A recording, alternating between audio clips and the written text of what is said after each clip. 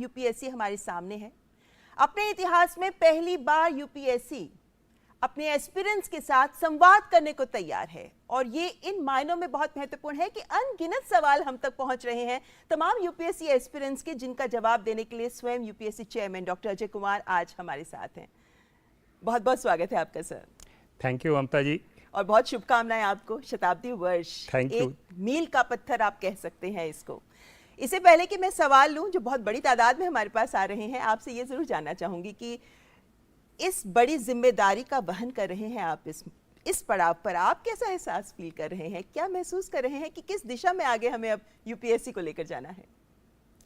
ममता जी देखिए, जब यूपीएससी अब अपने 100वें वर्ष में प्रवेश कर रहा है और इस समय हम इस टाउन हॉल के माध्यम से इतनी बड़ी संख्या में लोगों के साथ जुड़े हुए हैं, ये मैं कहूँगा मेरे लिए एज यूपीएससी चेयरमैन बहुत विशेष सम्मान की बात है।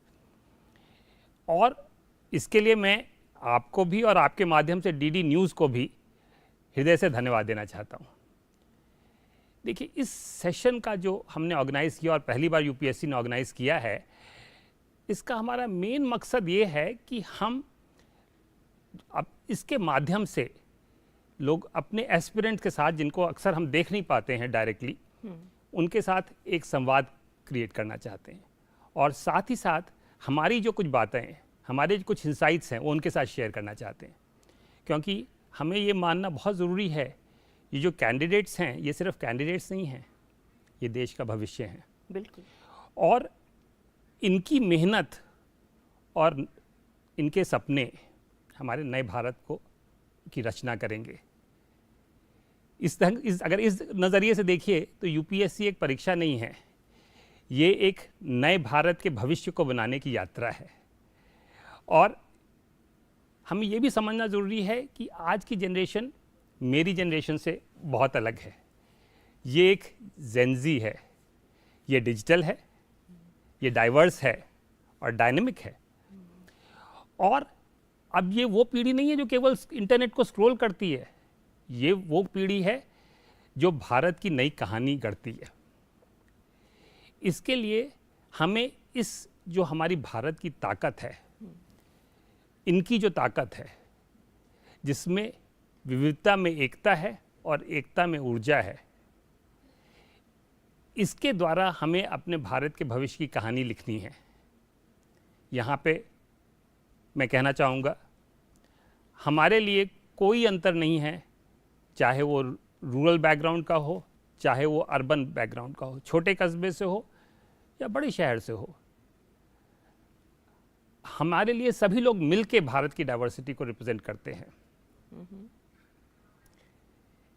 मैं ये भी कहना चाहूँगा, जब हमारे फोरफादर्स ने यूपीएससी के बारे में सोचा था और इसकी रचना एक कॉन्स्टिट्यूशनल बॉडी की तरह की थी, तब उन्होंने ये सोचा था कि जो सिविल सर्विसेज है भारत की, उसका एक कॉन्स्टिट्यूशनल गार्जियन होना चाहिए और उसके तौर पे यूपीएससी की सोच बनी थी। और ये इसी वजह से आज जो है हमारी देश का जो गवर्नेंस है, उसका बैकबोन यूपीएससी है, जो सिविल सर्विसेज को न्यूट्रलिटी प्रदान करता है और merit based civil service create करता है। और इसी वजह से ये भी सच है कि देखिए, हमने पिछले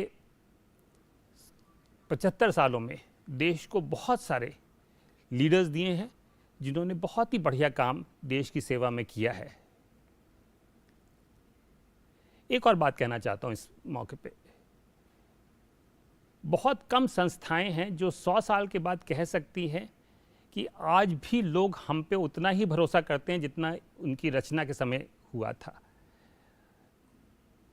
आज भी लोग यूपीएससी को ट्रस्ट, इंटीग्रिटी और फेयरनेस, यूपीएससी का उदाहरण देते हैं इन चीज़ों के लिए, और ये हमारे लिए बहुत गर्व की बात है।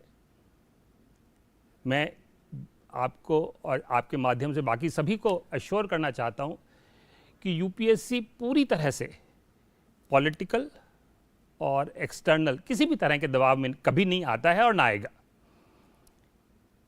और इसके लिए हमारा एक मूल मंत्र है वो है कॉन्फिडेंशियलिटी। कॉन्फिडेंशियलिटी हमारे लिए सबसे महत्वपूर्ण है, और इसका महत्व यहाँ तक है कि मैं चेयरमैन हूँ और मुझे भी सब कुछ नहीं मालूम होता है जो चल रहा होता है। जिनको मालूम होना चाहिए केवल उन्हीं लोगों को मालूम रहता है। अच्छा। क्योंकि यूपीएससी में सफलता की केवल एक ही चाबी है, और वो है मेरिट। अगर मेरिट हैं तो सफल हैं, चाहे धन, आपका कोई भी प्रिविलेज्ड बैकग्राउंड, यहाँ कुछ भी नहीं चलता, यहाँ सिर्फ मेरिट चलती है। और हम ये हमेशा कोशिश करते हैं कि हर कैंडिडेट को पूरी तरह से फेयरनेस मिले, किसी भी तरह से, चाहे वो किसी रीजन के हों, किसी भाषा के हों, किसी बैकग्राउंड के हों, हम इस चीज़ को इंश्योर करते हैं। और मैं आपको ये बात भी बताना चाहूँगा, इसी वजह से पिछले दशकों में यूपीएससी जितना इंक्लूसिव और कोई माध्यम नहीं है। आज की तारीख में जब सिविल सर्विसेज परीक्षा होती है तो ये जान के आपको सुखद आश्चर्य होगा कि लगभग हर जिले से एस्पिरेंट्स इसमें अप्लाई करते हैं। ये बड़ी बात है। देश में बहुत सारी चीज़ें इस बात का दावा नहीं कर सकती हैं, बिल्कुल, लेकिन उससे भी अच्छी बात यह है कि ये जो कैंडिडेट्स आते हैं उनमें से 80% से ज़्यादा, 80 से 90% कैंडिडेट्स टियर 2, टियर 3 सिटीज़ से आते हैं। अच्छा, मतलब आमतौर पर ये एहसास नहीं होता, लोगों को ये बिल्कुल नहीं पता कि ये है तस्वीर जो आपने बताई है। जी बिल्कुल। और दूसरी एक और महत्वपूर्ण चीज़ जो मैं इसके बारे में कहना चाहूँगा, जो लोग जानते भी हैं लेकिन शायद उनको इतना एहसास नहीं है कि सिविल सर्विसेज जो हम लोग कंडक्ट करते हैं, ये दुनिया का सबसे सोफिस्टिकेटेड एग्ज़ाम है। इतनी बड़ी और इतनी जटिल एक्सरसाइज मुझे नहीं लगता दुनिया में कहीं और होती है। समझ के देखिए, लगभग 12 लाख से ज़्यादा कैंडिडेट्स इसमें अप्लाई करते हैं। 22 कॉन्स्टिट्यूशनल लैंग्वेजेस और एक इंग्लिश, 23 लैंग्वेजेस में इसकी परीक्षा होती है जिसमें आप उत्तर दे सकते हैं। 48 ऑप्शनल सब्जेक्ट्स हैं जिसमें आप पेपर लिख सकते हैं। इन सब विविधताओं के बावजूद भी मेरिट लिस्ट एक बनती है, तो अलग अलग लोगों को एक लेवल पे लाया जाता है। 2500 से ज़्यादा सेंटर्स हैं देश भर में, और वहाँ पे हर कैंडिडेट को उसका ऑप्ट किए हुए सब्जेक्ट का क्वेश्चन पेपर मिलना। अगर आप फिजिकली डिसेबल्ड हैं तो उनको उनके अनुरूप पेपर मिलना, बड़े फॉन्ट का वगैरह वगैरह। ये एक कॉम्प्लेक्स मेज़ है। मुझे तो इसकी तुलना करने में मैं कहूँगा कि मुंबई का डब्बा वाला है कि आपको सुना होगा, जहाँ पे हर इंसान को अपना ही टिफिन मिलता है, किसी दूसरे का नहीं मिलता। उसी तरह से हमारे हर स्टूडेंट को उसका ही पेपर मिलता है, इन सब विविधताओं के बावजूद भी। एक अंतिम बात कह के मैं अपनी बात को विराम दूंगा और फिर क्वेश्चंस लेंगे। यूपीएससी के लिए चीटिंग बिल्कुल एक्सेप्टेबल नहीं है। हमारी इसके बारे में ज़ीरो टॉलरेंस पॉलिसी है, और ऐसा कुछ भी होता है तो हम स्ट्रिक्ट एक्शन लेते हैं और लेंगे, क्योंकि हम नहीं चाहते कि चीटिंग के माध्यम से देश की सेवा के लिए बच्चे अपना करियर शुरू करें। मेरा सभी से अनुरोध है कि देखिए, चीटिंग की तरफ देखिए भी नहीं, क्योंकि इससे आपका लॉन्ग टर्म करियर का डैमेज हो सकता है, और इसलिए कृपा करके उस रास्ते पर ना जाइए। But thank you so much once again for having me here.